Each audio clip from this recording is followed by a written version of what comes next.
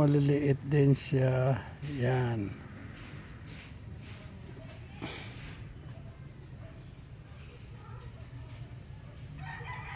Yan, ito bigyan nyo kung paano ha.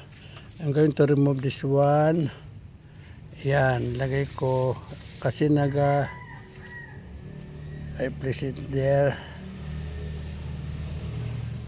Yan. Ito ganito siya, itsura. Yan. See?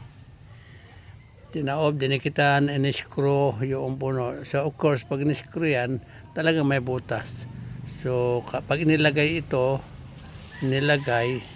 so tatagas talaga doon. Sinubukan kong lagyan ng pintura, pinatuyo, pero hindi pa rin na pwede, ito matagas pa. So what I did, nagkuha ako ng plastic, inilukot ko sa kanya.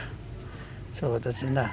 Bago saka ko nilagyan ng water with the hydroponics solution.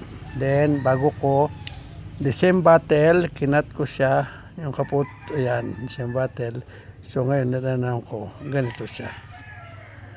So madami ito, para yung space niya ay maging ganda. Pinalihan ko, so ito, nilibahan ko siya. So this is all 9 bottle na lagay ko.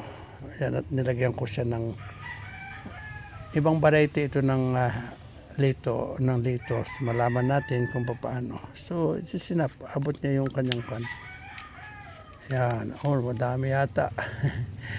So actually bawat isang bottle ay may kanya-kanyang dami ng tubig. Okay? Since this is my first time na mag-plant magamit ng hydroponic, that's why I make this 9 bottles na experiment. Iba-iba ang level ng tubig.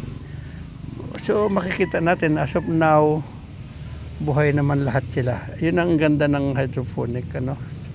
Buhay. Okay, so that's all guys. Thank you for watching again. Then this is a 9 bottle. Maganda. Yan, titingnan natin kung paano itsura niya. Tingnan mo. Okay. Look kung sa side view. Yan siya. Yan. Maganda siya. May ikaw nagbigkis yung. Pero kung wala sana yon, kung wala yon, itataas natin. Maganda sana sang mas maganda sa tingnan. Yan. Kung halimbawa ganyan siya. Yan. Mas maganda sana sa tingnan. Kitang-kita yung itsura. Yan.